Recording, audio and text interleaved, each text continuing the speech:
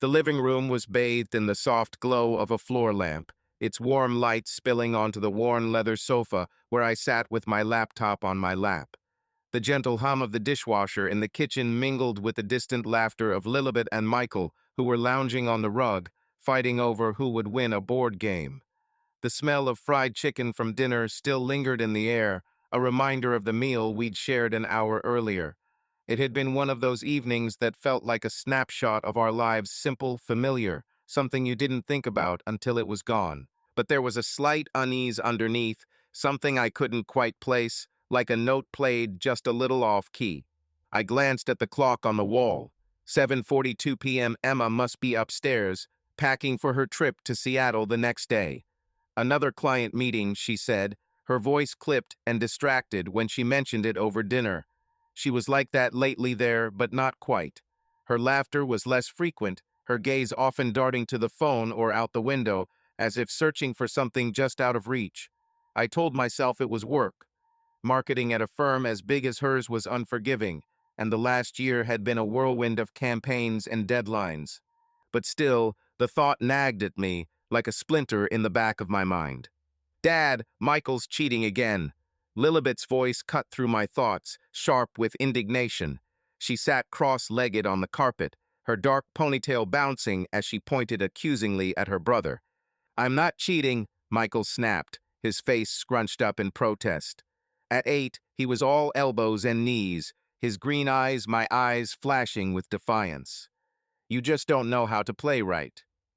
I set my laptop down on the coffee table and leaned forward, resting my elbows on my knees.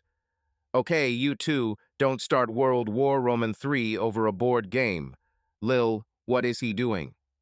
He hides the cards under the board, she said, crossing her arms. I saw him slip one under when I went to get juice. Michael's cheeks turned red, and he threw up his hands. It was a one-time thing, and it was an accident. Accidentally, Lilibet raised an eyebrow, looking exactly like her mother when she was about to win an argument. You're such a liar, Mikey. Hey, watch your mouth, I said, though I couldn't help the smile that tugged at my lips. Show me your cards, kid. Transparency is the name of the game. Michael muttered something, but pulled out his stack of cards, revealing a slightly dented ace of spades that definitely shouldn't have been there. I raised an eyebrow, and he fidgeted under my gaze. Okay, he muttered. I'll give her back. Good choice, I said, ruffling his hair. Play fair, or your sister will smash you. Lilibet grinned triumphantly, and I sat back, watching as they immersed themselves in the game again. Moments like these kept me going. The kids, with their boundless energy and quirks, were the heart of this house. Lilibet, at 10, was razor sharp, always ready with a witty remark or a question that made me rethink the world. Michael was her shadow, mischievous but loyal, the kind of kid who'd steal an extra cookie but share with you if you caught him. They were my anchor, my reason for getting up every morning and poring over lines of code in the makeshift office upstairs. But even as I watched them, my thoughts kept returning to Emma. I could hear her moving around upstairs, the slight creak of a floorboard, the clasp of a suitcase. She had been away more often than she was home these past few months. Seattle this week, Dallas the next, then New York. Always a new meeting, a new client, a new reason to be somewhere else. I didn't blame her for it, not really. Her career was her passion, and I had always admired the way she gave herself to it, the way she could walk into a room and own it with that bright, unmatched smile. But lately, that smile seemed alien. When she was home, she was distracted, her answers short, her eyes distant. I told myself it was just work, just stress, but the splinter in my mind was digging deeper. I stood up, stretched, and called out, "Are you okay if I check on Mom?" "Yeah, it's okay," Lilibet replied, not looking up from her game, too focused on her next move. Michael simply nodded, already planning his revenge. I walked up the stairs, the wood cool under my bare feet. The hallway was dark, except for the soft light coming from our bedroom. Emma stood by the bed, carefully folding a navy blazer with a precision that always amazed me. Her brown hair was pulled back into a loose bun, a few strands falling over her face, catching the light. She was beautiful, even now, in a simple sweater and jeans, her movements quick and sure. But there was a tension in her shoulders, something in the way she pressed her lips together that hadn't been there a year ago. "Hey," I said, leaning against the doorframe. "Need some help packing?" She looked at me, her brown eyes meeting mine for a brief moment before turning back to her suitcase. "No, I can handle it. I'm finishing up." I nodded, stepping into the room. The air felt heavy, like there was something unspoken hanging between us. I sat on the edge of the bed, watching her fold her pants. "How long is this trip?" "3 days," she replied, without looking up. "Maybe 4. It depends on how the meetings go." 4 days in Seattle, huh? Time to stop by that coffee shop you like? Where do they make weird designs on lattes? She laughed softly, but it was a weak laugh, more polite than sincere. "Maybe. We'll see." I waited for her to say something else, to fill the silence with the chatter she brought back from her travel stories of strange clients or ridiculous airport delays. But she just kept packing, her movements mechanical. I rubbed the back of my neck, searching for words that didn't sound interrogatory. "The kids downstairs are tearing each other apart over a board game," I finally said. "Michael's trying to outsmart everyone, as usual." This brought a genuine smile, small but warm. "He's just like you know, always thinking he can outsmart everyone." "Hey, I'm an honest man," I said, throwing up my hands. "My tricks ended in college." She snorted, shaking her head, and for a moment it was us again, David and Emma, teasing each other, sharing a quiet laugh. But then her phone buzzed on the nightstand, and her smile faded. She reached for it, her fingers still before she took it, and looked at the screen. Her expression changed, just for a second, something I couldn't quite place, something that made my stomach twist. "Work?" I asked, trying to keep my tone light. "Yes," she answered quickly, placing the phone face down. "Just confirming tomorrow's schedule." I nodded, but the splinter in my mind grew sharper. I wanted to ask what was really going on, why she seemed so far away, even when she was standing right in front of me. But I didn't. Maybe I was afraid of the answer. Maybe I just didn't want to ruin the evening. Instead, I stood up and crossed the room, putting my hand on her shoulder. "Are you sure you're okay? You look. I don't know. I'm exhausted." She froze, her hands resting on her folded shirt. For a moment, I thought she was going to say something real, something that would open up the distance between us. But then she sighed, pushing a strand of hair behind her ear. "Just tired, David. It's been a long week." "Yes," I said, though I didn't quite believe her. "Take a rest today, okay? The kids will want you to read to them before you leave." She nodded, her smile tight. "Okay." I squeezed her shoulder and stepped back, letting her finish packing. The sound of kids' laughter greeted me as I made my way downstairs, a stark contrast to the worry settling in my chest. I returned to the couch, my laptop in my lap again, but I couldn't focus on the code staring back at me from the screen. My mind kept returning to that moment, the beep of my phone, her quick glance, the way she waved me off. "It's nothing," I told myself. "Just work. Just stress." But as the evening wore on, with Lilibet and Michael's giggles filling the room and Emma's footsteps echoing upstairs, I couldn't shake the feeling that something was slipping away from me. Something I couldn't name, but felt like a shadow moving just out of sight. The next hour passed in a whirlwind of evening rituals. Lilibet insisted on reading another chapter of her fantasy book, her eyes sparkling with delight as she described the dragon battle she had gotten to. Michael, meanwhile, was determined to build a pillow fort on his bed, which I had to dismantle before he went to bed. By the time I had them both tucked in, the house was silent, save for the faint creaking of the floorboards as Emma moved about below. I found her in the kitchen, pouring herself a glass of water. She had changed into her pajamas, her hair now loose, falling around her shoulders. She seemed softer this way, less like the polished marketer and more like the woman I had fallen in love with 12 years ago. I leaned against the counter, watching her. "The children are in bed," I said. Lilibet is probably still reading under the covers, but I'll pretend I haven't noticed. Emma smiled, taking a sip of water. She'll need glasses by the time she's 12. Perhaps, I said, smiling. She has your stubborn nature. And your nerdism, she countered, looking into my eyes for the first time that evening. There was a spark there, faint but real, and it made my chest ache with a mixture of hope and longing. We stood there for a moment, the silence stretching between us. I wanted to touch her, to pull her close and ask her what was wrong, to tell her I missed her, not just her trips, but her. But before I could find the words, her phone buzzed again, vibrating on the counter. She looked at it, her face tense, and she took it, swiping her finger across the screen. More work, I asked, trying to keep my voice even. Yeah, she said, her eyes still on the phone. Just final details. I nodded, swallowing the question I wanted to ask. Instead, I pushed away from the counter and grabbed a glass from the cabinet, filling it with water I didn't want. You need to sleep, I said. Early flight tomorrow. I know, she replied, putting the phone down. I'll be up soon. I paused for a moment, hoping she would say something else, but she just stood there, staring at her glass as if it held the answers to all the universe. So I nodded and went upstairs, leaving her in the quiet kitchen.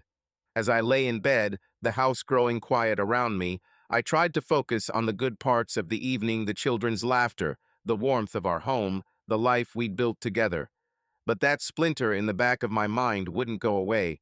It whispered that something was wrong, that the woman I loved was slipping further away with every drive, every absent-minded glance, every unanswered question. And as I lay there in the dark, waiting for her to come to bed, I couldn't shake the feeling that this ordinary evening was the beginning of something I wasn't ready for. The morning began with the usual bustle. Emma's alarm went off at 5:30 am, yanking me out of a sleep that had felt more like a series of fitful snatches than a full night's rest. I lay staring at the ceiling as she moved quietly around the room, gathering the last of her things. Her shadow slid across the walls, illuminated by the dim light of the bedside lamp. I feigned sleep, not wanting to start the day with another conversation that I knew would end with her short, evasive answers. Soon I heard her come downstairs, the front door slam, and her car purring away from the house. Seattle. Another drive. 3 or 4 more days of the house feeling too big and too quiet without her. I stood up, pulled on a t-shirt, and went down to the kitchen. The coffee maker was already running. Emma always turned it on before she left, a small habit that had once seemed touching to me, but now felt automatic. I poured myself a cup, the aroma of bitter beans slightly dispelling the morning haze in my head, and sat down at the kitchenarchy, trying to collect my thoughts. The children were still asleep, so I allowed myself a few minutes of silence, looking out the window at the backyard. The grass was damp with dew, the first rays of sunlight were breaking through the trees, and everything looked so peaceful. But something was stirring inside me, like a stone that couldn't be moved. After waking Lilibet and Michael, the morning passed in the usual whirlwind of peanut butter toast, bickering over who would get to choose the cartoon first, and me trying to coax Michael into putting on clean socks. I dropped them off at school, exchanging a few words with the other parents at the gate, and returned home to begin the workday. My job, programming for startups, was freeing but also disciplined. I sat at my desk in the small upstairs room, surrounded by monitors and scattered post-it notes, and dove into code. This was my comfort zone, the place where everything made sense, where every line led to an outcome. But today, even the code couldn't quiet the anxiety that had settled in me since the night before. Around lunchtime, I decided to take a break. A ham sandwich, a cup of coffee, and a little procrastination, I opened Instagram to scroll through my feed. It wasn't my style, but I occasionally glanced at photos of friends or the funny memes Lilibet sent me from Emma's phone. I scrolled mindlessly until I came across a post from one of Emma's coworkers, Caitlin. It was a photo from some party, brightly colored, full of smiling faces, wine glasses, and twinkling lights. I would have scrolled further if I hadn't noticed the tag, at Imakrowa. My finger hovered over the screen. I clicked on the photo. There Emma was, wearing a black dress I hadn't seen before, her hair hanging loosely around her shoulders, and her smile as bright as I had seen it in a long time. She was standing next to a man who was leaning toward her, his hand on her shoulder. Their heads were close, too close, and they were laughing as if sharing a secret. I recognized him immediately, Tom Harris, a former colleague of hers with whom she had worked at her old firm. Tall, with a wide smile, and that irritating confidence that always made me feel a little out of place. I zoomed in on the photo, looking at the details. Emma looked happy, her eyes sparkling, and Tom was looking at her with an expression I didn't like at all. The post was dated 2 weeks ago, her last trip to New York. She said it was a conference, long days in conference rooms, dinners with clients. Nothing about parties, nothing about Tom. My stomach clenched, but I forced myself to close the app. It didn't mean anything, I told myself. Just colleagues, old friends, and an after-work party. Emma had always been sociable, loved such events. But the thorn that had appeared yesterday had now become something more, a sharp, painful feeling that I couldn't ignore. I went back to work, but I couldn't concentrate. My fingers hovered over the keyboard, my mind racing over that photo. Why hadn't she mentioned the party? Why hadn't she mentioned Tom? I tried to remember the last time she'd spoken of him. It had been years ago, before Michael was born. They'd worked together on a project, and she'd always spoken of him with respect, but no real enthusiasm. Just a colleague, nothing more. But this photo, it didn't look like just a coworker. I opened Instagram again, unable to stop myself. I scrolled through Caitlin's profile, but there were no other photos of Emma or Tom. Then I checked Emma's. She rarely posted, mostly pictures of her kids or landscapes from her trips. Nothing suspicious, but the lack of posts about the party only made me more worried. If it was just a regular party, why didn't she share this? Why didn't she tell me? I put my phone down and rubbed my face with my hands. I was being ridiculous. Suspecting Emma over one photo. We've been married for 12 years. We have 2 kids, a house, a life we've built together. She's not the type to cheat. She's just busy, tired. Her job is insane, and I'm sitting at home, messing around with code, and apparently starting to go crazy with paranoia. But that inner voice, quiet and insistent, wouldn't stop. It whispered that I didn't know the whole truth, that something had changed, and I just didn't want to see it. That evening, after I picked up the kids from school, we settled into the living room. Lilibet was doing her homework at the dining room table, and Michael was doodling on a piece of paper, his legs swinging. I tried to be a normal dad, asking Lilibet about her day, complimenting Michael's drawing, but my attention kept slipping. I found myself checking my phone, hoping for a text from Emma. She usually texted when she got to the hotel, but today, nothing. Not a word. Dad, are you okay? Lilibet looked at me over her math book, her green eyes full of curiosity. Yeah, I'm fine, I replied, forcing a smile. Just thinking. What? She tilted her head, just like Emma did when she wanted to get to the bottom of something. About work, I lied. Boring adult things. She rolled her eyes. You always say that. I laughed, but it was a forced laugh. Michael looked up from his drawing. Dad, when is Mom coming home? In a couple of days, baby, I said, trying to sound confident. Maybe 4. He nodded and went back to his drawing, and I felt a pang of guilt. The kids missed her, and I should be there for them, not dabbling in my own suspicions. But I couldn't stop. After dinner, when the kids were in bed, I picked up my phone again and opened Instagram. The photo was still there, mocking me. I studied it, trying to find an explanation that would make me feel better. Maybe it was just a lucky shot. Maybe Caitlin had captured a moment that didn't look like it actually was. I wrote to Emma, "Hi, did you get there okay?" The answer came 20 minutes later. "Yes, everything is okay. Busy, we'll call tomorrow." Short, dry. I stared at the screen, rereading her words. It was like her always on the move, always busy. But something about the message, its cold brevity, made my heart clench. I went to bed, but I couldn't sleep. Instead, I lay there, staring into the darkness, thinking about that photo, about her smile, about Tom's hand on her shoulder. I tried to remember the last time we'd been close, really close, without this wall that seemed to be growing between us. Was it before her last trip? Or was it even earlier? I couldn't tell, and that was what scared me most.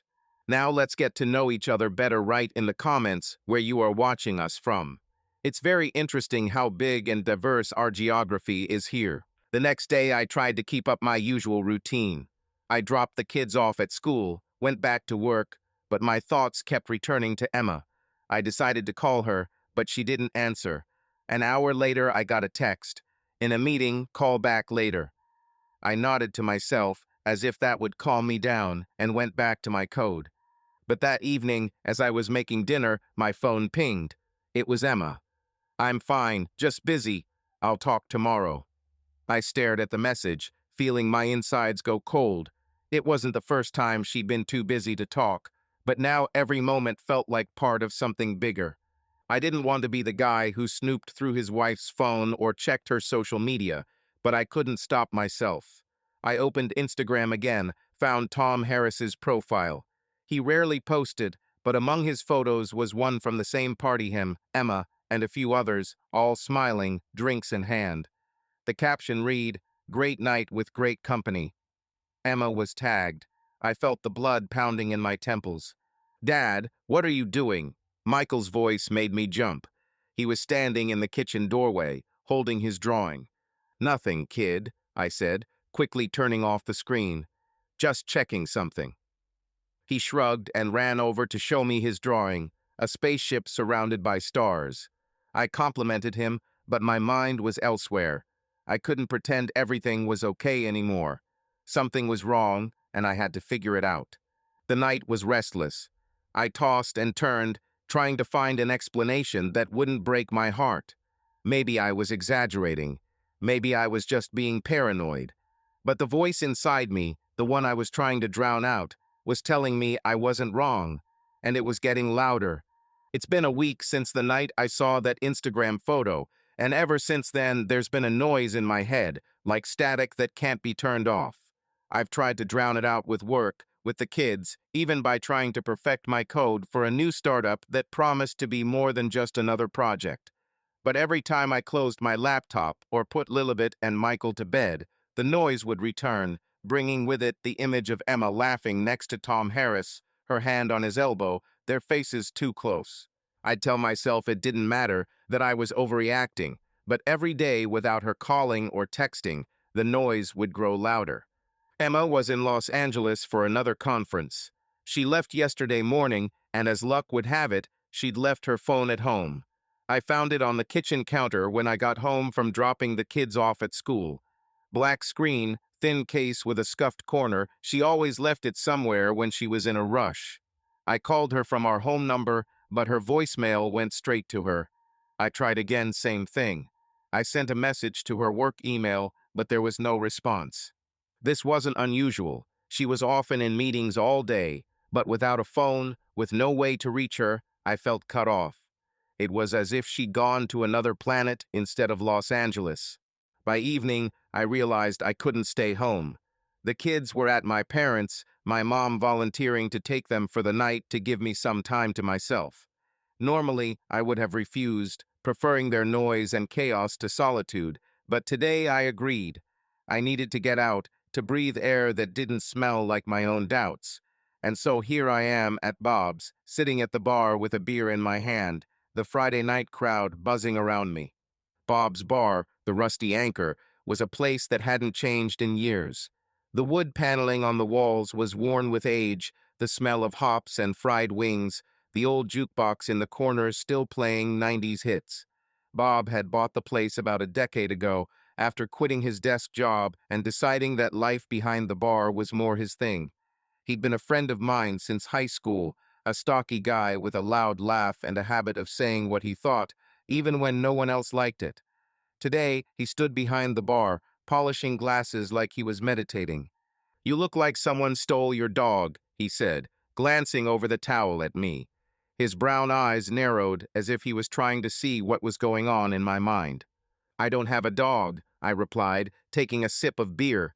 It was cold, slightly bitter, but it didn't help.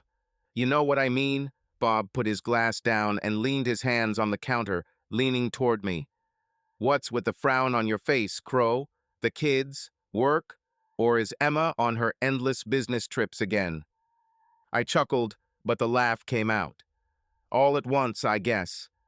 He nodded, as if this was the answer he had been waiting for. Emma's in LA, huh? Another conference? Yeah, I said, twirling the bottle in my hands. She left yesterday. She forgot her phone at home, so I don't even know if she got here okay. Bob raised an eyebrow. Forgot her phone? That's not like her. She's glued to it. I shrugged, trying to look unconcerned. It happens. She was in a hurry. He chuckled, returning to his glasses. In a hurry? Well, yeah, sure. His tone made me wary. Bob was always straightforward, but there was something else in his voice now, a hint I didn't want to pick up on but couldn't ignore. I put the bottle down and looked at him. What are you trying to say, Bob? He shrugged, not looking up from his work. Nothing special. It's just, these trips of hers. They're becoming more frequent, don't you think? Every month, a new city somewhere, new clients. I don't know if I were you, I'd start asking questions. I felt my insides tighten. She's working, Bob. It's her career. You know how it is. I know, he agreed, but his eyes were serious. But I also know that you're sitting at home with the kids while she's flying around the country, staying in hotels, and apparently forgetting her phone. That's not exactly normal, David. I opened my mouth to protest, but the words stuck.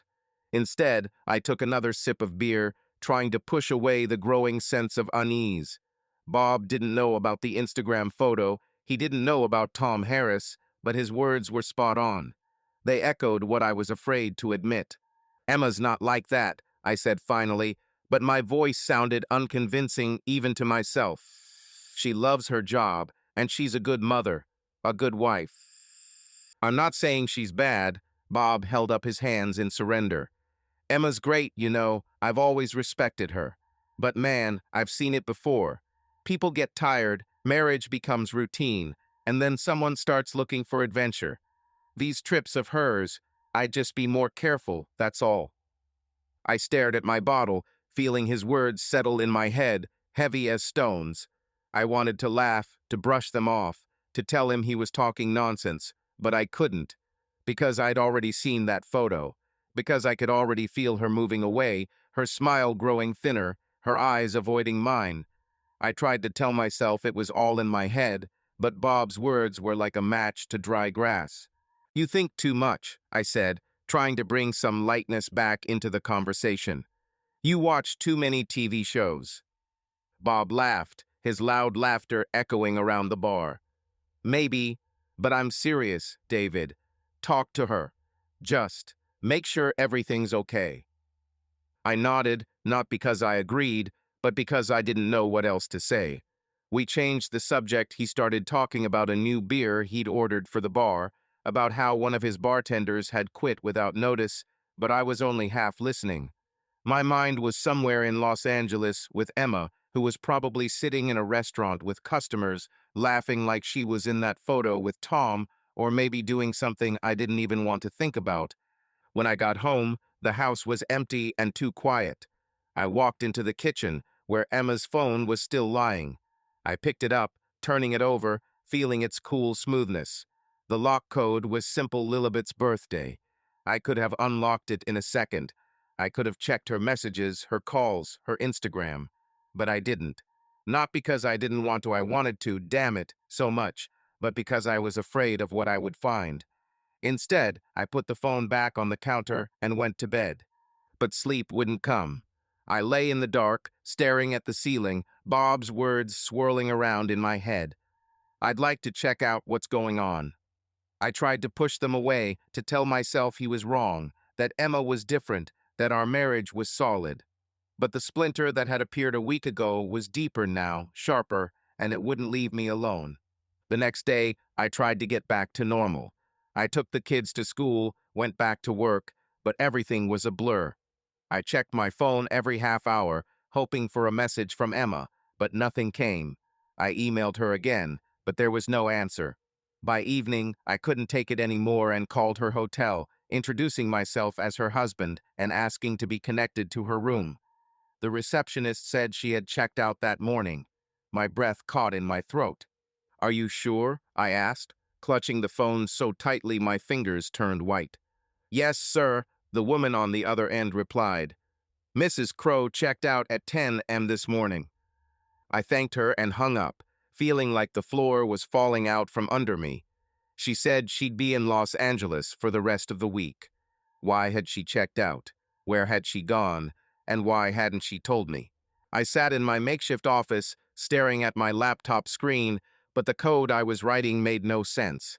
All I could think about was Emma, her smile in that photo, her silence, her forgotten phone. I tried to find logical explanations. Maybe the conference had ended early. Maybe she'd moved to a different hotel. Maybe she'd simply forgotten to tell me. But each explanation seemed more and more far-fetched. By evening, I was back at Bob's. I hadn't planned to go back so soon, but the house was too quiet, too much space for thought. Bob noticed me as soon as I walked in, and his face became serious. "You again," he said, pouring me a beer without asking. "What is it this time?" I told him everything about the forgotten phone, about how I couldn't reach her, about how she'd checked out of the hotel. I didn't mention the photo with Tom, but Bob's words from the night before were still ringing in my head. He listened without interrupting, then shook his head. "Dude, I hate to be the one saying this, but you need to talk to her. Straight up. No excuses. You deserve to know what's going on." "I know," I said, but my voice was shaking. "It's just, I don't want to be that guy who suspects his wife of something that maybe isn't true." "And if there is," he asked, looking me straight in the eye, "what then?" I didn't answer. I didn't know. Instead, I finished my beer and ordered another, trying to drown my fears in cold bitterness. But they weren't going away. They were there in every sip, in every look from Bob, in every beat of my heart. When I got home, Emma's phone was still on the counter. I looked at it like it was a bomb that could go off at any moment. I knew I had to wait for her to come back, talk to her, hear her explain. But part of me, the part that had listened to Bob, the part that had seen that photo, wanted to pick up that phone and find out the truth right then. But I didn't. I lay down on my bed, closed my eyes, and tried to convince myself that everything would be okay. But deep down, I knew that that night at the bar, Bob's words, Emma's silence, all of it was just the beginning. And I was afraid of what was to come.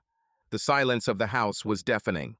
The kids were still at my parents', and without their usual hubbub, Lilibet's laughter, Michael's stomping, their endless arguments over whose turn it was to pick out a cartoon, the house felt empty, like an abandoned theater after a show. I sat in the kitchen, staring at Emma's phone, which lay plugged in to charge on the counter. Its black screen reflected the light from the overhead lamp, and in that reflection I could see my face tired, with dark circles under my eyes, with an expression I couldn't quite place. A mixture of fear, anger, and some strange numbness. After my conversation with Bob yesterday, I couldn't pretend anything was wrong anymore. His words, "I'd like to check out what's going on," echoed in my head like a broken record. I tried to brush them off, to tell myself that I was being paranoid, that I was just tired, that Emma wasn't capable of what I was starting to think. But her silence, her checkout, that photo with Tom Harris, it all fit together into a puzzle I didn't want to see, but could no longer ignore. I picked up the phone. It was warm from charging, smooth, familiar. The lock code was Lilibet's birthday, 0412. My fingers hovered over the screen. This was wrong. I knew it was wrong. Checking her phone was like crossing an invisible line, one Emma and I had never discussed, but which had always been there. Trust. It was the foundation of our marriage, the thing that had held us together through thick and thin, the births, her rise to fame, my long nights fiddling with the code. But now that trust was fraying, and I didn't know how to fix it. I entered the code. The screen lit up, revealing a home screen with a photo of Lilibet and Michael laughing on the carousel last summer. My heart sank. This was our life, our family. But I couldn't stop. I opened the messaging app, scrolling through the list. Most of the chats were work-related, her coworkers, clients, a few messages from Caitlin, the one who'd posted the party photo. And then I saw his name, Tom Harris. I froze, my finger hovering over the screen. I didn't want to open this chat. I knew if I did, there was no turning back. But I clicked. The messages loaded, and I began reading, feeling the blood pounding in my temples. Tom, 10 days ago, you were the star at that party. That dress is just fire. Emma, ha, thanks. You were good too. Volume, nothing. I was the king of the dance floor. When are we going to rock again? Emma, soon, if we're lucky. Los Angeles next week, right? Volume, exactly. I can't wait to see you in that red dress again. I paused, rereading the last message. The red dress. I remembered Emma wearing it before she left for Los Angeles. She had stood in front of the bedroom mirror, fixing her hair, and said she was going to a business dinner with clients. Nothing special, just looking classy, her words echoed in my memory. I had joked that she looked too good for a boring dinner, and she laughed, kissing me on the cheek. Now that kiss seemed distant, almost foreign. I scrolled further. The messages were light, flirty, full of emojis and innuendo. Nothing explicit, nothing I could show as evidence, but every word was a punch to the gut. They were discussing Los Angeles, a restaurant Tom wanted to show her, some bar overlooking the ocean. You have to see this, Em. This place is made for you, he wrote. Em. He called her Em. It was her nickname, the one only her closest friends used. I called her that. Her friends. Not some ex-coworker she'd allegedly bumped into at a party. I put the phone down, feeling heat rise in my chest. Anger, hurt, fear, all lumped together into a mass I couldn't swallow. I wanted to call her, to scream into the phone, to ask her what the hell was going on. But I knew she wouldn't answer. She'd be in LA, or somewhere without a phone out of reach. And even if she did, what would I say? I read your texts with Tom? That would be admitting that I'd violated her trust. Or maybe she'd violated mine. I stood up and paced the kitchen, trying to calm myself. I needed to think straight. I didn't want to be the kind of husband who made a scene based on half-baked innuendo. I needed facts, evidence, something that would either confirm my fears or make them vanish like smoke. I remembered what Bob had said about his cybersecurity buddy. He'd mentioned him a few months ago when he was telling me about someone trying to hack his bar's website. That guy's a genius, Bob had said. He can find anything you think is hidden. I grabbed my phone and dialed Bob. He answered on the second ring, his voice hoarse from the noise of the bar. David, what's wrong? Are you depressed again?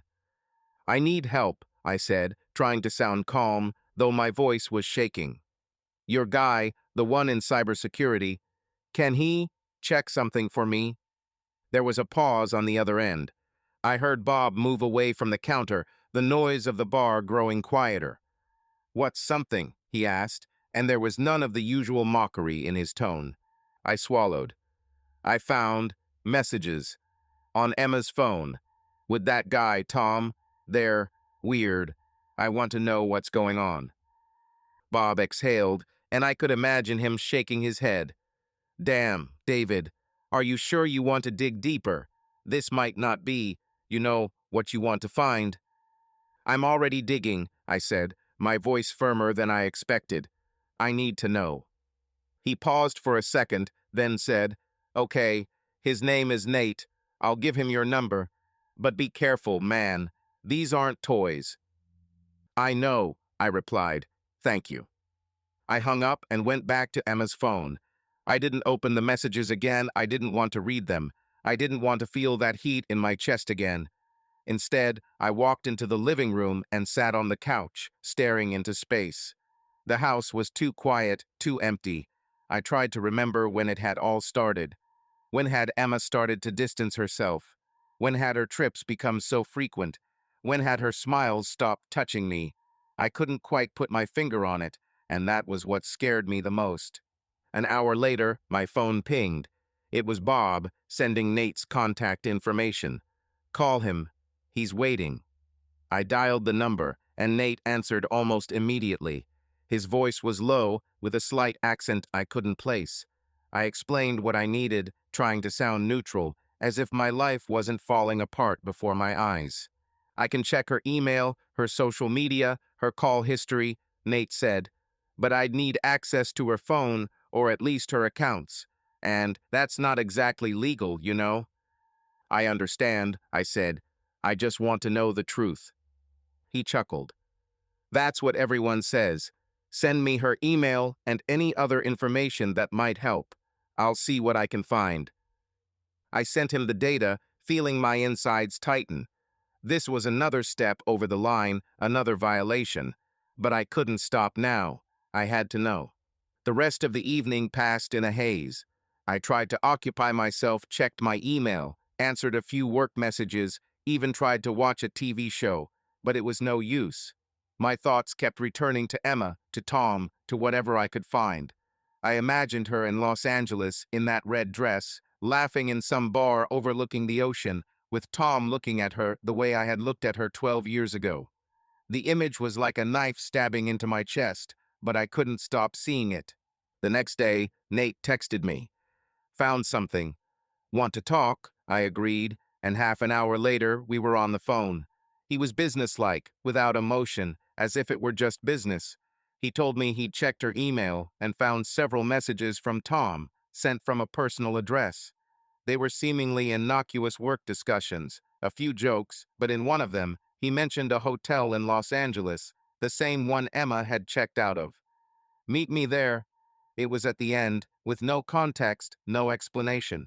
Is that it? I asked, hoping that this was the end. Not really, Nate said. There's also her Instagram account. She deleted some of the messages from her direct messages, but I got them back. They're private. Want me to forward them? I felt the floor shift beneath my feet. Yes, I said, even though part of me was screaming at me to stop. The messages arrived within minutes. I opened them at the kitchen counter, and each word hit me like a punch. Tom wrote about how he'd missed her since New York, how he was looking forward to seeing her in Los Angeles, how she made him feel alive. Emma responded in the same tone, light, flirtatious, but with a hint of innuendo. You always know how to make me laugh, she wrote. See you soon. Don't be late. I closed the phone and stared into space. My chest ached like someone had ripped a chunk out of it. I wanted to scream, to throw something at the wall, to call her and demand an explanation. But I knew I couldn't. Not now. I needed more. I needed to know everything. I wrote to Nate, asking him to dig further. I didn't know what he would find, but I knew I wouldn't stop until I found out the truth, even if that truth ripped my life apart. The morning began with a silence that felt almost tangible, as if the house had absorbed my anxiety and was now reflecting it in every corner. I sat at the kitchen counter, clutching a mug of cold coffee that I hadn't even bothered to drink. Emma's phone was still on the table, its screen dark, but I couldn't take my eyes off it. After talking to Nate last night, I felt like someone had pulled the foundation of my life out from under me. The messages he'd retrieved, their light, flirtatious tone, Tom's words about how Emma made him feel alive. It all swirled in my head like a toxic vortex that I couldn't shake. I tried to keep myself busy. I cleaned the kitchen, even though it was already clean. I checked my email, answered a few work emails, but each action felt mechanical, devoid of meaning. My thoughts were in Los Angeles, with Emma, with Tom, with their correspondence, which now seemed not just a hint, but screaming proof that something was wrong. I didn't want to believe the worst, but every new piece of information, her hotel checkout, her messages, her silence pushed me closer to the edge, beyond which lay the abyss. Nate had promised to send a report this morning. He'd dig deeper, he'd say, see what he could find about her movements in Los Angeles. I wasn't sure what I was expecting, confirmation or disproof. Both options scared me. If he didn't find anything, I'd be left with this sinking feeling that I was missing something. If he did, I didn't want to even think about it. I stood up and paced the living room, trying to distract myself. Emma's bag was lying on the couch, the one she took on trips, black leather, with a worn handle. She'd left it there before she left, probably in her haste to transfer her things to another bag. I paused, looking at it. It was another violation, another step over the line, but I'd crossed so many lines that one didn't matter anymore. I unzipped it and began rummaging around inside. There were the usual things: a couple of pens, a notebook with her neat handwriting, an empty mint wrapper, a laptop charger, and then I found it, a folded receipt tucked into a side pocket. I unfolded it, my heart pounding. It was a hotel bill from Los Angeles, not the one she'd said she'd be staying at, but a more expensive one with an ocean view. The dates matched her trip. The room was in her name, but the bill listed extras: dinner for two at the hotel restaurant, a bottle of wine, a late checkout. I read it over a few times, trying to find another explanation, but the words dinner for two burned in my mind like a neon sign. I put the receipt down, my hands shaking. Dinner for two, wine, late checkout. It could have been with a client, a colleague, anyone. But I knew it wasn't. I knew who she was with. Tom Harris. His name was like poison coursing through my veins. I remembered his text. "I can't wait to see you in that red dress again." I remembered the way she looked in that dress, the way she smiled at me, telling me it was just a business dinner. Lies. All of them were lies. My phone beeped, and I jumped. It was Nate. The message was short. "Report is ready. Emailed. Call if you need to discuss."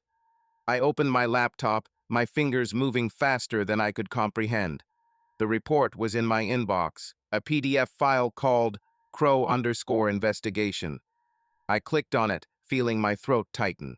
The report was detailed, professional, like Nate was writing it for a client and not a friend of a friend who was falling apart. It began with an analysis of her movements in Los Angeles. Nate used open source data, her email, and what he called some other methods I didn't want to know about. Emma had indeed checked out of the first hotel on the first day. She'd moved to another, the one whose receipt sat in front of me. Nate had found records of her reservations, backed up by her corporate card, but there was more to the report. Emma and Tom Harris were spotted together at the hotel restaurant on the first night of her stay. A waiter, whom Nate somehow interviewed, I didn't ask how, confirmed that they were sitting at a table by the window, drinking wine, laughing, their hands touching more than was appropriate for a business meeting. The next night, they were at a nearby bar, where the bartender said they were acting like a couple. Nate even included a photo, blurry, taken from a security camera, but clear enough for me to recognize it. Emma, in that same red dress, her hair falling loosely around her shoulders, her hand on Tom's arm, and he was leaning toward her, his smile too familiar, too intimate. I closed my laptop before finishing. I didn't need more. I knew enough. My wife, the woman I'd shared my life with for 12 years, the mother of my children, was cheating on me. This wasn't suspicion or paranoia or imagination. This was reality, and it was tearing me apart. I stood up and paced the kitchen, anger and pain warring inside me. I wanted to scream, to smash something, to call her and tell her everything I knew. But I couldn't. She was in Los Angeles, without a phone, out of reach. And even if I had gotten through, what would I have said? How would I have explained that I'd gone through her things, that I'd hired someone to follow her? I'd have been as guilty as she was, or so I told myself. I went back to Emma's bag and started rummaging through it again, not knowing what I was looking for, but unable to stop. There was nothing new there, just her scent, the one I loved, a mix of her perfume and something that was only hers. I closed the bag and sat on the floor, leaning against the kitchen counter. My eyes were burning, but no tears would come. I was too angry, too lost to cry. I thought back to our first year of marriage, when we lived in a tiny Chicago apartment with a leaky faucet and a creaky bed. We were happy then, despite the debt, despite the lack of time. Emma would come home from work, tired, but always able to find the energy to tell me about her day, to laugh at my jokes, to snuggle with me on the couch. When did that change? When did she stop being the Emma I knew? Or was it I who changed, immersed in my work, my children, the routine that seemed so comfortable to me? I didn't know the answer, but I knew I couldn't just sit and wait. I had to do something, at least try to understand why she had done this, what had driven her to Tom, to this other life I knew nothing about. I decided to wait for her to come back. I wouldn't make a scene, I wouldn't yell or blame. I would talk to her, calmly, like an adult. But first I had to pick myself up, because right now I felt like I was being torn apart. I called Bob. He answered right away, his voice full of concern. "David, are you okay? What did Nate say?" I told him everything about the report, about the receipt, about the photo. I spoke quietly, afraid that if I raised my voice, I wouldn't be able to stop. Bob listened without interrupting, and when I finished, he exhaled. "Damn, man, I'm so sorry. What are you going to do?" "I don't know," I answered honestly. "Wait for her. Talk. Try to understand." "I understand," he said, "but be careful. Don't let her steer the conversation away. You deserve the truth." "I know," I said, though I wasn't sure I was ready for the truth. I hung up and went back to the receipt on the table. I read it again, as if hoping it would change, that there would be another name, another date, another explanation. But nothing changed. It was the truth, and I had to live with it. The rest of the day passed in a daze. I picked up the kids from their parents, trying to act normal, laughing at their stories, helping with their homework. But every time Lilibet asked when Mom would be home or Michael drew something for her, my heart sank. They didn't know. They weren't supposed to know. But I couldn't stop thinking about how this would change their lives if what I suspected was true. That night, I lay in bed, staring at the ceiling. I tried to imagine our conversation when Emma came back. I tried to imagine what she would say, excuses, apologies, or maybe she would just walk away, leaving me with this pain. I didn't know which was worse, but I knew I couldn't live in ignorance any longer. I had to know, even if it destroyed me. The 3 days after Nate's report passed in a strange, almost surreal state. I was like an actor playing the role of an ordinary father and husband, making breakfast, driving Lilibet and Michael to school, joking with them, helping with homework. But inside, everything was boiling, like a cauldron ready to explode. Every night, I lay in the dark, staring at the ceiling, going over everything I'd learned in my head. Emma and Tom's texts, the hotel receipt, the photo of them sitting too close, their hands touching. I tried to find an explanation that wouldn't destroy everything I knew about our life, but each time I came back to the same truth. My wife was cheating on me, and that truth was like a knife I couldn't pull out of my chest. Emma was due home tonight. I knew that from her last text, short and businesslike, arriving at 6 p.m. See you there. No mention of Los Angeles, no hint that she knew I was suspicious. I decided not to text her, not to call, not to give her any reason to suspect that I knew anything. Instead, I waited, like a hunter lurking in ambush, a role I was not accustomed to. I didn't want to be that kind of person, the suspicious, calculating one who rummaged through other people's things and hired people to follow his wife. But I was already that person, and there was no going back. When I picked the kids up from school, Lilibet was blabbering about her biology project, and Michael was trying to convince me he needed a new Lego set to build the coolest spaceship ever. I smiled and nodded, but my mind was elsewhere. I pictured Emma getting off the plane, getting into a taxi, walking into our house, unaware of what was waiting for her. I didn't know how to start the conversation, didn't know if I wanted to yell or just walk away, but I knew I had to. For me, for the kids, for the life we'd spent 12 years building. When we got home, I suggested to the kids that we have a family night. "Mom's coming over soon," I said, trying to sound cheerful. "Let's order some pizza and watch a movie. How about that?" Lilibet jumped up and down. "Can I have that pineapple pizza? You're always grumpy, but it's delicious." "Pineapple on pizza is a crime, Lil," I said, smirking. "But I'll bear with it for you." Michael tugged at my sleeve. "Can we get another Coke and watch Star Wars?" Only if you don't start quoting Yoda all evening, I replied, ruffling his hair. They laughed, and for a moment I felt relief. Their joy was real, pure, and I clung to it like a life preserver. But even that couldn't quiet the storm inside me. I ordered pizza, paused the movie, and began setting up the living room pillows on the couch, blankets, bowls of popcorn. It looked like an ordinary evening, but I knew it would be anything but ordinary. Emma walked into the house at 6:30. I heard the key turn in the lock, her heels clicking on the wooden floor of the hallway. "I'm home," she called, her voice tired, but with the familiar energy that always accompanied her return. I stood in the kitchen, chopping vegetables for an unasked-for salad, just to keep my hands busy. "Mom!" Lilibet and Michael rushed to her side, their voices filling the house with warmth. I heard her laughing, hugging them, asking how their days had been. I forced a smile and walked out into the hallway. "Hello," I said, drying my hands on the towel. My voice was even, but inside I was shaking. She looked the same as always, her brown hair pulled back into a messy bun, her eyes shining despite her fatigue. But I saw her differently now. Every movement, every smile seemed like a mask hiding the truth. "Hi," she replied, her gaze flicking over me but quickly returning to the kids. "Wow, I smell pizza. Are you planning a party?" "Yes, family night," I said, trying to keep my tone light. "I thought you'd enjoy it."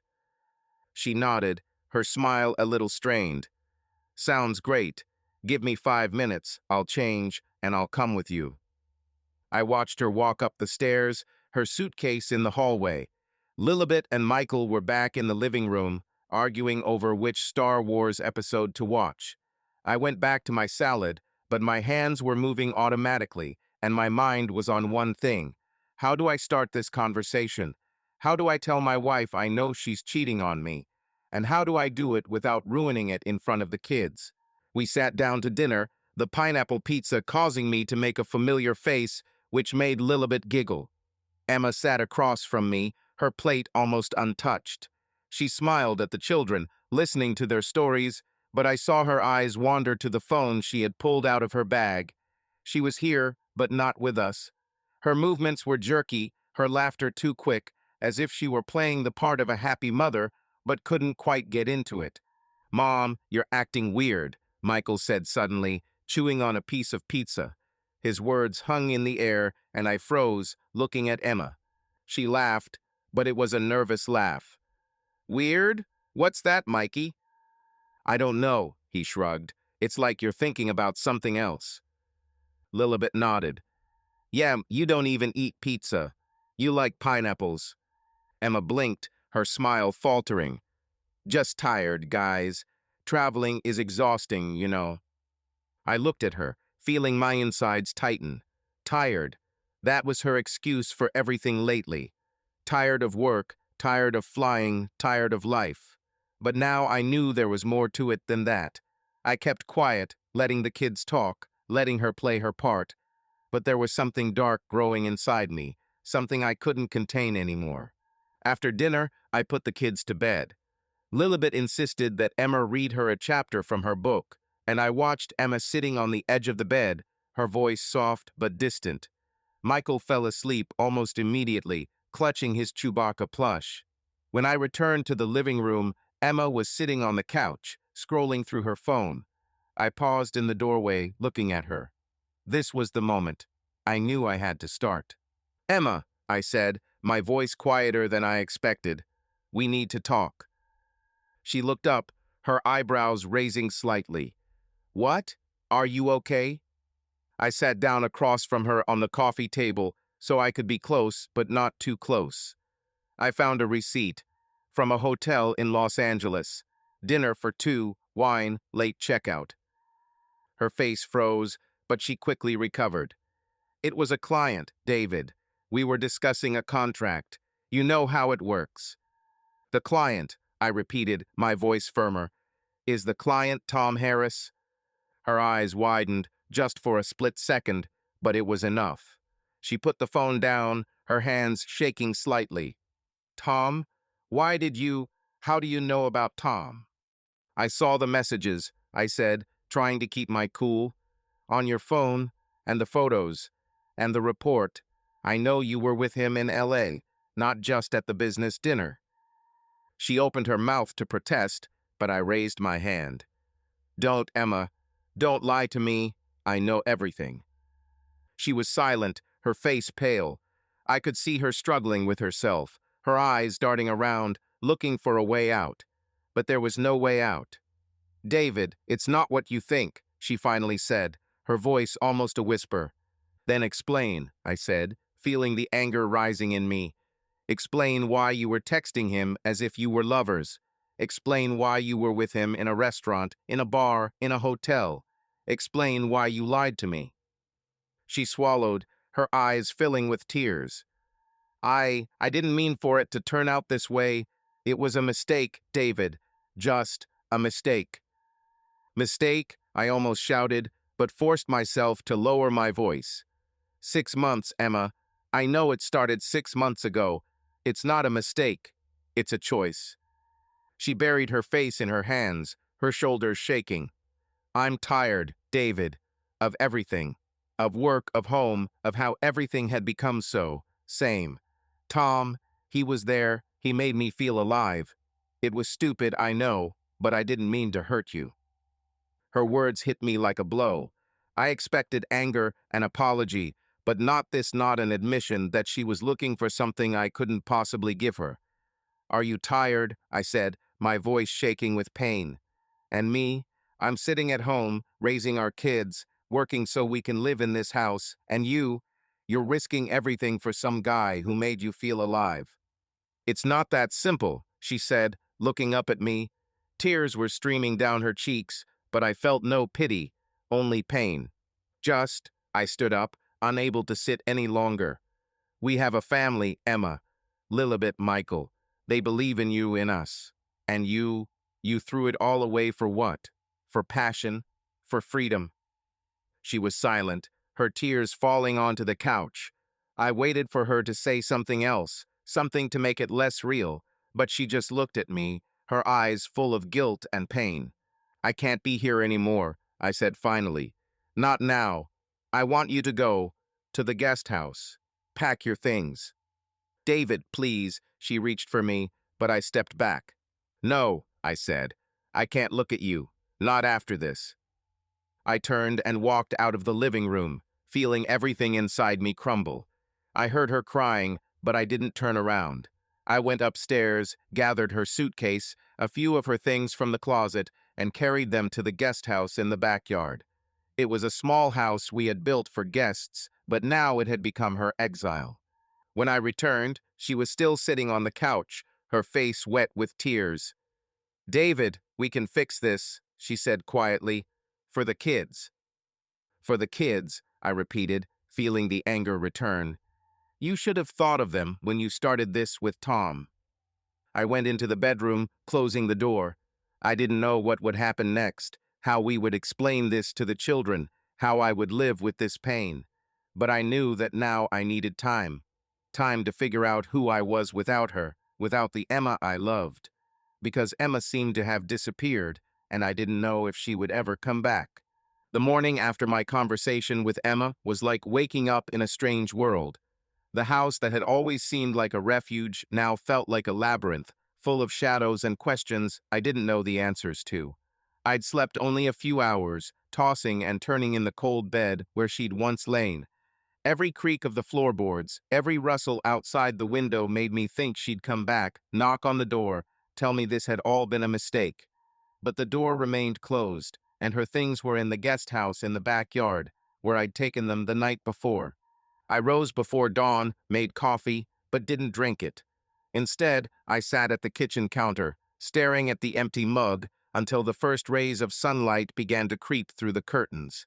Lilibet and Michael would be awake soon, and I had no idea how to explain to them why my mother wasn't sleeping in our bedroom, why her suitcase wasn't in the hallway, but in the little house they considered a playhouse. I wanted to protect them, to shield them from the pain I was barely enduring myself. But I knew that the truth, no matter how hard I tried to soften it, would eventually get through to them. When Lilibet came downstairs, Her hair was disheveled, and her unicorn pajamas were slightly hiked up on one shoulder. She looked at me, her green eyes, so similar to mine, still sleepy but already full of questions. "Daddy, where's Mommy? She promised to read to me yesterday morning."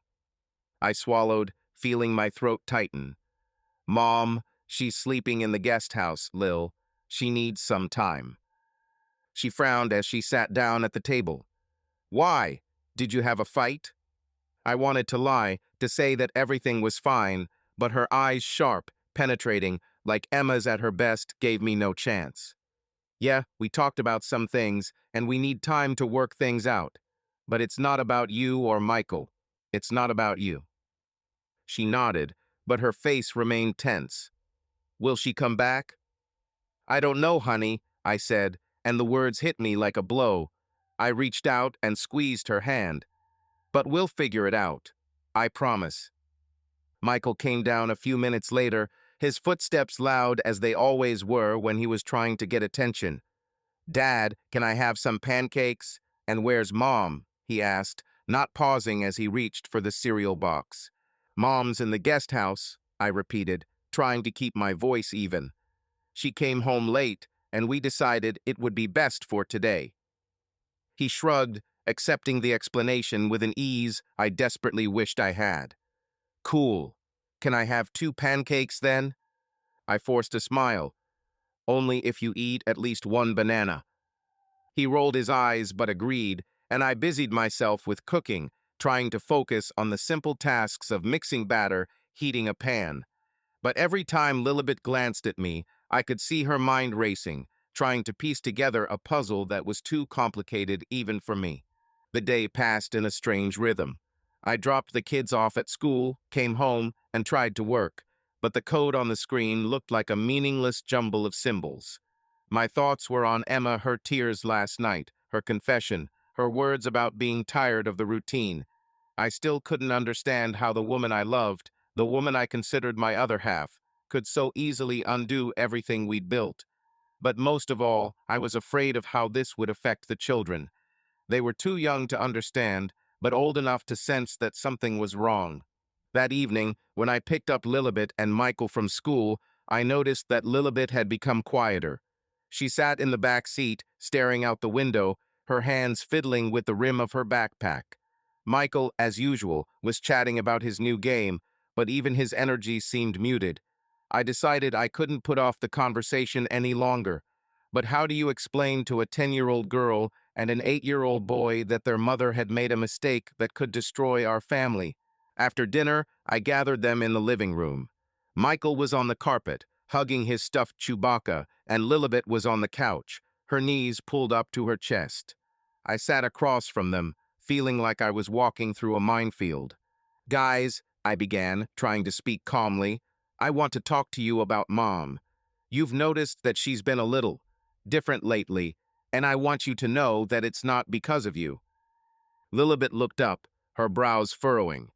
"You said you had a fight. What was it about?" I swallowed, choosing my words. "Mom did something that upset me. It's an adult business, but I promise it has nothing to do with you. She loves you very much, and that will never change." "Then why is she sleeping in the cabin?" Michael asked, his voice full of childish frankness. "If she loves us, why isn't she here?" I felt my heart clench. Sometimes adults need time to sort out their feelings. Like when you, Mikey, get mad at Lil and go to your room. That doesn't mean you don't love her, does it? He nodded, but looked unconvinced. Lilibet was silent, her gaze fixed on the carpet. "Lil," I said softly, "what's on your mind? You can tell me." She pressed her lips together, her eyes glittering. "Is it because of me? I make her angry sometimes. When I don't clean my room or argue with her. Maybe that's why she left." Her words were like a blow. I moved to sit next to her, wrapping my arms around her shoulders. "No, Lilibet, no, it's not because of you. You didn't do anything. Mom, she's just confused. It's her fault, not yours." She nodded, but I could tell she didn't believe me. Her shoulders were shaking, and I felt my own eyes filling with tears. I couldn't let her blame me.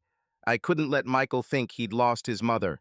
But I didn't know how to fix it, how to protect them from pain I couldn't bear. The next day, I called a family therapist, Dr. Carrie Lindstrom, who had been recommended to me by my sister's friend. I explained the situation over the phone, trying to sound neutral, but my voice was shaking. I need help explaining this to my kids. They're starting to blame themselves, and I don't know how to deal with it. Dr. Lindstrom was calm, her voice warm but professional. Mr. Crow, it's normal for children to look within themselves. They want to understand why their world is changing. We can work with them to make them feel safe. Come with them this week. I made an appointment for Lilibet and Michael 2 days later, feeling a little relieved that I'd done something. But the relief was fleeting. When I got home, I found Lilibet sitting in her room, hugging a pillow, her eyes red from crying.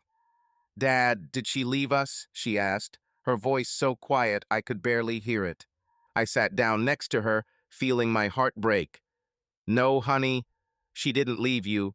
She needs time. But I'm here, and I'm not going anywhere." She clung to me, her tears soaking my shirt. I held her until she fell asleep, then carried her to bed, careful not to wake her. Michael was thankfully busy with his game, but I knew his questions would come later. He was younger, but no less receptive. I had to be strong for them, but I felt so fragile, like one wrong move and I would crumble. The next few weeks were a tightrope walk. I met with a lawyer I'd found through a friend of Bob's. His name was Mark, and he was blunt, but not without compassion. "You need to decide what you want, David," he said over coffee in his office. "If you want a divorce, we can start the process. If you want to try to save your marriage, there are other options. But you need to be honest with yourself." "I don't know what I want," I admitted. "I just want the kids to be okay." He nodded, his gaze serious. "Then we'll start with a temporary agreement. Emma can stay in the guest house, but you need to set boundaries, and you need to agree on how you'll interact with the children." I agreed, even though every conversation with Mark was like another nail in our family's coffin. I didn't want to think about divorce, about how to divide our lives, but I also couldn't imagine trusting Emma again. She came to the children every day, played with them, read to them, but I saw how she avoided my gaze, how her smile became strained when I entered the room. We barely spoke, only short phrases about the children's schedules or household chores. This was not life, but its shadow. At Dr. Lindstrom's appointment, Lilibet sat huddled in her chair, her hands fiddling with the hem of her sweater. Michael was more forthcoming, talking about his toys, but even he clammed up when the conversation turned to their mother. Dr. Lindstrom was patient, asking gentle questions, helping them express their fears. "Lily," she said one day, "do you think your mother left because of you?" Lilibet nodded, her eyes full of tears. "I made her angry sometimes. Maybe if I was better." Dr. Lindstrom leaned toward her, her voice warm. "Your mother made a choice that had nothing to do with you. You can't control what adults do, but you can know that you're good enough. You're always good enough." I sat in the corner, listening to her talk to my children, and I felt my own pain ease a little. But it didn't go away. I knew we had a long way to go, me, Lilibet, Michael, even Emma. We were a family, but now that family was broken, and I didn't know if we could fix it. Every night when I put my children to bed, I promised myself that I would do everything to protect them.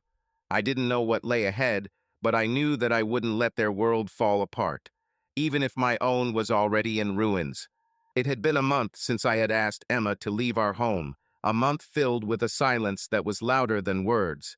I had settled into a new routine, mornings with coffee made alone, then school, work, dinners with the kids where we tried to talk about anything but the void left by her departure. Lilibet and Michael held on, but I could see their eyes searching the door for her, their voices growing quieter when the conversation turned to Mom. I tried to be there for them, but every day I felt my own pain eroding me like rust. Emma moved in with her parents, a house half an hour away. She visited the children several times a week, taking them for walks, trying to reconnect. But I watched Lilibet answer her curtly, her words sharp as little blades, while Michael simply remained silent, hiding behind his toys. I didn't intervene, not because I wanted to punish her, but because I didn't know how to help. Their pain was a reflection of mine, and I couldn't protect them from it, no matter how hard I tried. That morning, I was sitting in my office, trying to focus on a project for my startup. The code that was usually my sanctuary now felt like just a bunch of lines, unable to drown out my thoughts. I was checking my email when I noticed an email sent to my personal account. From Tom Harris. His name on the screen was like a punch to the solar plexus. I froze, my finger hovering over the mouse. I hadn't expected him to contact me. Not after everything that had happened. Part of me wanted to delete the email without reading it, but the other part of me, the part that was still searching for answers, forced me to click. The letter was short, written in a restrained, almost formal tone, but every word in it was like salt on an open wound. Subject: apologies. David, I know my letter is probably the last thing you want to see. I won't make excuses or pretend that I can fix what I've done. I made a mistake getting involved with Emma, and I'm truly sorry for the pain it's caused you and your family. I didn't know how bad it would be, and if I had, I would never have let it go this far. Emma didn't mean to hurt you. It was mutual infatuation, a moment of weakness that got out of hand. I take full responsibility for my role in it. Please don't blame her entirely. She loves you and your children. I hope you can find a way to move on. Sincerely, Tom Harris. I read the letter 3 times, my hands clutching the mouse so tightly I was surprised it didn't crack. His words, mutual infatuation, a moment of weakness, were mocking, as if that could justify him breaking up my family, as if his apology could erase the pain I felt every time I saw the empty side of the bed or heard Lilibet crying in her room when she thought I couldn't hear. I stood up and paced the room, trying to calm the anger that was rising inside me like a wave. I imagined writing him a furious reply, telling him that his apology meant nothing, that he had no right to ask me not to blame Emma.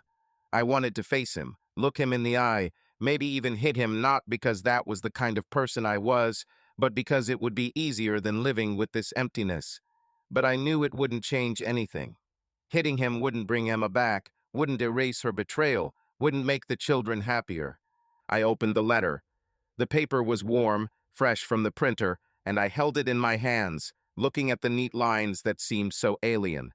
I went down to the living room, where the fireplace still glowed with embers from the night before.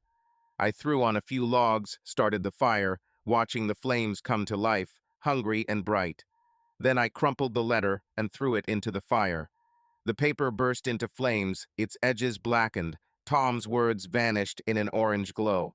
I watched them turn to ash, feeling the anger slowly give way to something else, an emptiness, cold and heavy as a rock at the bottom of a river.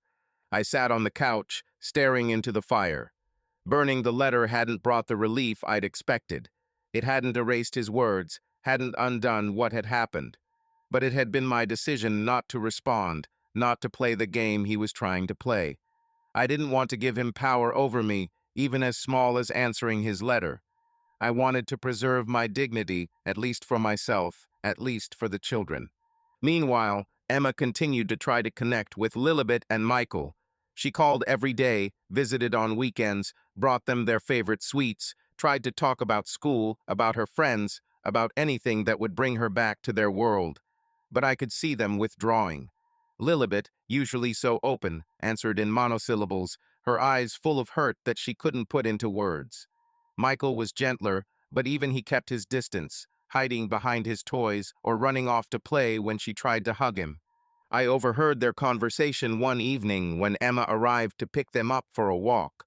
I was standing in the kitchen, pretending to wash the dishes, but my ears were hanging on every word. "Lily, honey, do you want to go to the park? We can get ice cream like we used to," Emma said, her voice soft, almost pleading. Lilibet was silent, her gaze fixed on the floor. "I don't want ice cream," she finally said, her voice cold.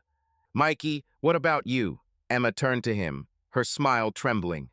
"We can play on the playground." Michael shrugged, hugging his Chewbacca. "Maybe," he muttered, but didn't move. I saw Emma's face twitch, trying to hide the pain. She looked at me for support, but I looked away. I couldn't help her. Not now. Not after everything. She went to the park with them, but returned an hour later, her eyes red, the children silent, holding hands as if protecting each other from her presence. Later, after they had gone to bed, I sat with Lilibet in her room. She was leafing through her book, but I could tell her mind was elsewhere. "Lil," I said quietly, "do you want to talk about Mom?" She pressed her lips together, her fingers hovering over the page. "She doesn't love us, does she? That's why she left." I felt my throat tighten. "No, honey. She loves you. So much. But she made a mistake. Sometimes adults make mistakes, and it hurts everyone. Why can't she just come back?" Her voice was so small I could barely hear it. "I don't know if we can go back to the way things were," I said honestly. "But I know she wants to be a part of your life, and I'll do anything to make you happy." She nodded, but her eyes were full of tears. I hugged her, feeling her small body tremble. I wanted to tell her that everything would be okay, but I couldn't lie. Instead, I just held her until she fell asleep. Emma, meanwhile, was beginning to realize the damage she had done. I saw it in the texts she sent me late at night after the kids were asleep. "David, I know I don't deserve to be forgiven, but I want to make it right. For them." I didn't respond. Not because I didn't want to, but because I didn't know what to say. Her words were sincere, but they couldn't erase the hurt I felt or the coldness I saw in Lilibet's eyes. I continued to see Dr. Lindstrom with the children. She helped them talk about their feelings, helped me find the words to explain without destroying their world. But every session was a reminder that our family was no longer whole. Lilibet began drawing in her notebook dark, chaotic lines that she hid from me. Michael began to withdraw more often, playing alone. I knew they would cope, but I also knew that this pain would stay with them forever. Tom's letter was the last straw, but not because it changed anything. It just showed me that I didn't want to be the kind of person who took revenge, who stooped to their level. I wanted to be better for myself, for Lilibet, for Michael. I burned his words, but I couldn't burn my pain. It was a part of me now, and I had to learn to live with it, one step at a time, one day at a time. It had been 2 months since I had burned Tom's letter in the fireplace, but his words still echoed in my head, especially in those quiet moments when I was alone. Life went on, but it felt muffled, like a radio broadcast you listen to on an old radio with a bad signal. I got up in the mornings, made breakfast for Lilibet and Michael, drove them to school, worked on my projects, but it was all mechanical, devoid of the warmth that had once filled our home. Emma still lived with her parents, visiting the children on weekends, but her visits were like those of a guest, not a member of the family. I could see her trying, her voice shaking when she spoke to Lilibet, trying to regain her trust, but I didn't intervene. I didn't know how. My own pain was too heavy for me to bear hers as well. I decided I needed to get out of this rut, at least for a few days. One of my clients, a Chicago-based cloud software startup, invited me to a business conference in Boston.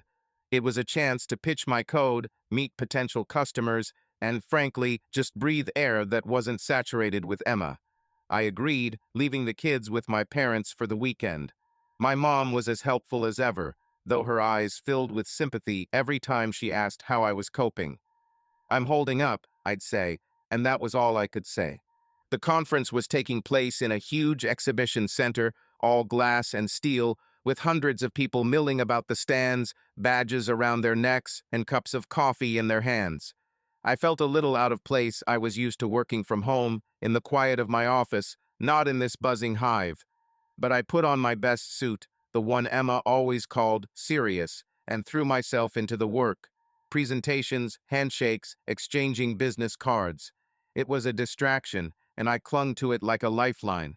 I was standing at my client's booth, explaining the intricacies of my code to some investor from California, when I felt the air around me thicken. I turned around, and my heart sank. Tom Harris was standing a few feet away, at the booth next to mine, talking to a group of men in sharp suits. His tall frame, his confident smile, It was all so familiar, so hateful. He looked almost exactly like he had in that Instagram photo, only now his face seemed more tired, with dark circles under his eyes, and his suit was slightly rumpled, as if he hadn't slept for several nights. I turned away, trying to focus on the conversation with the investor, but my hands were shaking. I hadn't expected to see him there. I hadn't expected him to show up in my life again after that email, after everything he'd done. My client noticed my tension and asked if I was okay. "Yeah, I'm fine," I mumbled. "I just need some water." I excused myself and walked over to the drinks table, feeling the blood pounding in my temples. I picked up a bottle of water and took a sip, trying to calm myself. It was just a conference, just a fluke. I didn't have to talk to him, didn't even have to look at him. But as luck would have it, he noticed me. I felt his gaze before I saw him break away from his group and walk toward me. His steps were confident, but there was something new in his eyes, uncertainty, maybe even fear. "David," he said, stopping a few feet away from me. His voice was quiet, almost apologetic. "I didn't know you'd be here." I squeezed the bottle in my hand, feeling the plastic creak beneath my fingers. "Me too," I said, my voice cold as ice. I didn't want to talk to him. I didn't even want to stand there, but he didn't leave. "Look, He trailed off, rubbing the back of his head. I wanted to say I'm sorry. Really, I didn't mean for things to turn out this way. I looked at him, at his tired face, at his rumpled suit, and all I could think about was his hand on Emma's shoulder, his texts, his words about mutual attraction. I wanted to scream, to hit him, to tell him that his apology meant nothing, that he had destroyed my family. But instead, I just shook my head. "I have nothing to say to you, Tom," I said, and turned to leave. "David, wait," he stepped behind me, his voice growing insistent. "I know I screwed up, but Emma, she didn't mean to hurt you. It was. Don't you dare talk about her," I snapped, my voice sharp but not loud. I didn't want to make a scene, didn't want to give him power over me. "You said everything you wanted to say in your letter. That's enough."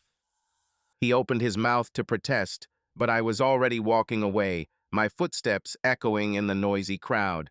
I felt his eyes on my back, but I didn't turn around. I didn't want to see his face, I didn't want to hear his voice. I just wanted him out of my life, like he'd never existed. I returned to my client's stand, but the rest of the day passed in a haze. I smiled, said the right things, shook hands, but my mind was elsewhere. I saw Tom before my eyes, his tired eyes, his rumpled suit. Something about him was off, and it was nagging at me. Not because I felt sorry for him, no. I felt nothing but anger toward him, but because the sight of him awakened something in me I hadn't expected. Curiosity. Later, at dinner with colleagues, I heard gossip. One of the developers I had chatted with over a glass of wine mentioned Tom's startup. "I heard Harris isn't doing so well," he said, munching on a French fry. "His company is on the verge of bankruptcy. Investors have fled, customers are unhappy. They say it's his own fault, too much marketing, not enough product." I nodded, trying to look unconcerned, but inside I felt a fleeting sense of satisfaction. His startup was failing. His life was failing. It was fair, wasn't it? He'd taken my family, my confidence, my Emma, and now he was paying for it. But the feeling lasted only a moment, and then it was replaced by emptiness. His failure wouldn't give me my life back. It wouldn't make Lilibet any less sad. It wouldn't stop Michael from asking when Mom was coming home. It wouldn't fix anything. I returned to the hotel late that night, feeling drained. I lay on my bed, staring at the ceiling, trying to figure out what I was feeling. The anger was still there, but it had become quieter, like embers that glow but no longer burn. I didn't want to take revenge on Tom. I didn't want to stoop to his level, to his weakness. But I also didn't know how to move on, how to live with this pain that had become a part of me. When I got home, Lilibet met me at the door, her eyes bright but still with a hint of sadness. "Dad, did you bring anything from Boston?" she asked, trying to smile. I pulled out the small Boston snow globe I'd bought at the airport. "Here, for you. Shake it." She took it, her fingers gently squeezing the glass. "Cool," she said, but her voice was quiet.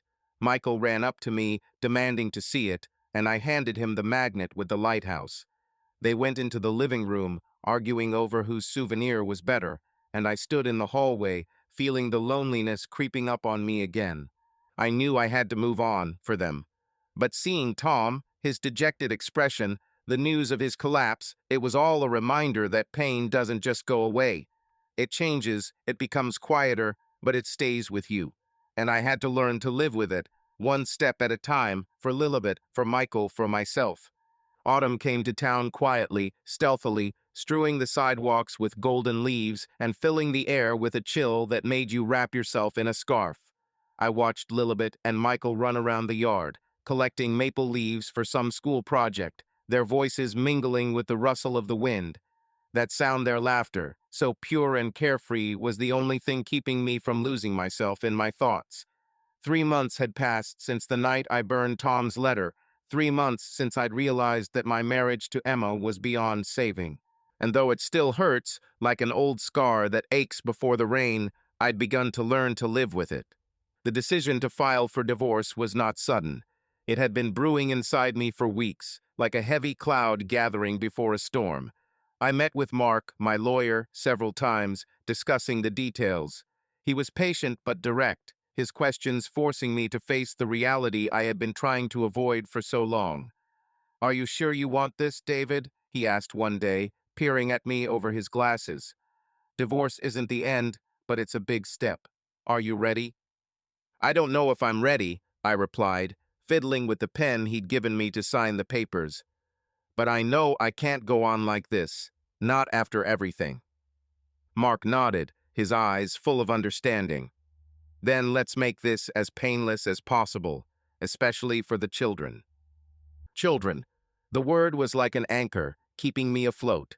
I knew the divorce would change their world, but I also knew I couldn't let them grow up in a house where their parents pretended everything was okay. I wanted them to see honesty, even if it was painful. So I agreed to joint custody.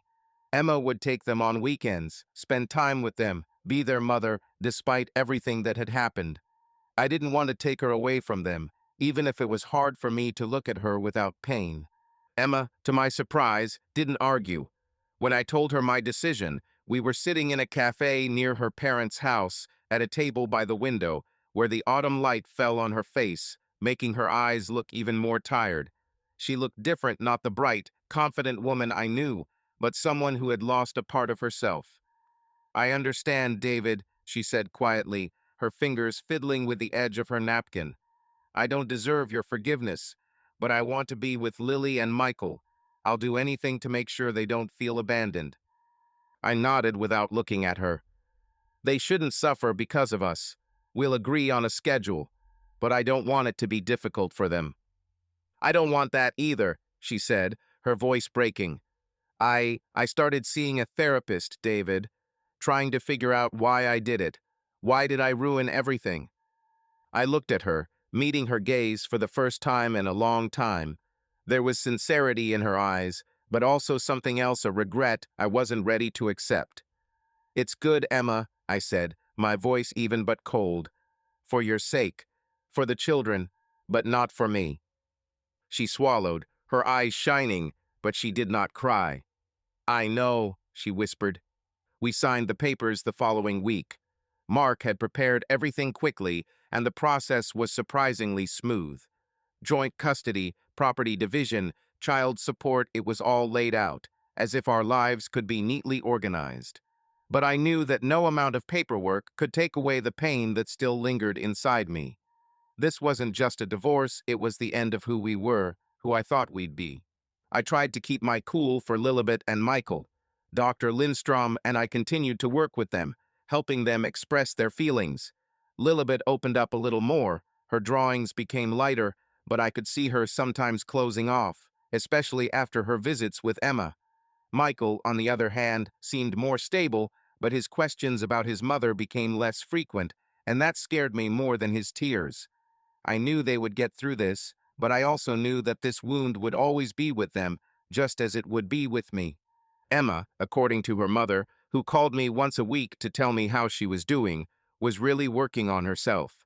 Therapy was a way for her to understand what had driven her to Tom, to this other life that had seemed liberating but turned out to be a trap.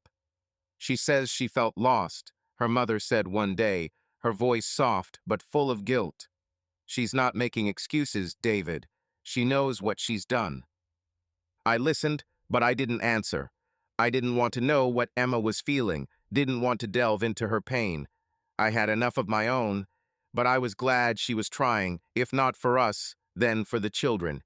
They deserved a mother who could be real to them, even if she was no longer my wife. My job became my salvation. I dove into code with renewed vigor, finding solace in its logic, its predictability. My latest project, a cloud platform for a Chicago startup, got good reviews at a conference in Boston, and it brought me a few new clients. I worked late into the night when the kids were asleep, sitting in my office, surrounded by monitors and silence. It didn't fill the void, but it gave me purpose, something to hold on to. One Saturday morning, I decided to take Lilibet and Michael to the park. It was the height of autumn, the trees were ablaze with red and gold, the air smelled of earth and leaves. We took their bikes, and I watched them race along the paths, their laughter echoing across the clearing. Lilibet screamed at Michael not to pass her, and he, as always, teased her by speeding up. I sat on a bench, holding their jackets, and for the first time in a long time, I felt something inside me unclench, as if I could breathe a little more freely. "Dad, look how fast I'm going," Michael shouted as he flew past, his face flushed from the wind. "You're like a rocket, Mikey," I replied, smiling. Lilibet rode up behind me, her eyes sparkling with excitement. "He's cheating, Dad. He pushed me," she said, but her voice was full of laughter. "No cheating, Lil," I said, standing up to walk over to them. "Let's have a fair race. To that oak tree and back. The winner gets to choose what we have for dinner." They screamed with delight, and I counted the start, watching them race, their bikes bouncing on the rough track. Their laughter was music, and I felt something like hope begin to form in my chest. Not a full cure, not oblivion, but a small, fragile sapling of faith that we could be happy. Not like before, but in a new way. When we got home, tired and happy, I made dinner spaghetti with meat sauce, Michael's favorite. Lilibet insisted on putting on Star Wars, and we sat on the couch, cuddled together, as the space battles unfolded on the screen. I looked at their faces, illuminated by the blue light of the television, and thought about how much I loved them, how much I wanted to give them a life full of light, despite everything that had happened. Later, when they were asleep, I walked out into the backyard, looking at the guest house, which was now empty. Emma had packed up her things last week, leaving only the faint scent of her perfume still in the air. I stood there, under the stars, feeling the cold wind brush my face. The pain was still there, a shadow that might never completely disappear. But at that moment, I knew I could live with it. I could be a father, I could build a future, even if it wasn't what I had imagined. I went back into the house, closed the door, and went to check on the children. Lilibet was asleep, hugging her book, her face calm. Michael was curled up, his Chewbacca lying next to him. I adjusted their blankets, kissed their foreheads, and quietly left. Tomorrow would be a new day, and I was ready for it not without pain, but with cautious optimism, with faith that we would find our way. Subscribe to our channel so that your love doesn't cheat on you, and go ahead and listen to the next story, because this story is nothing compared to the next one. If you're under 18, don't even think click to the next one.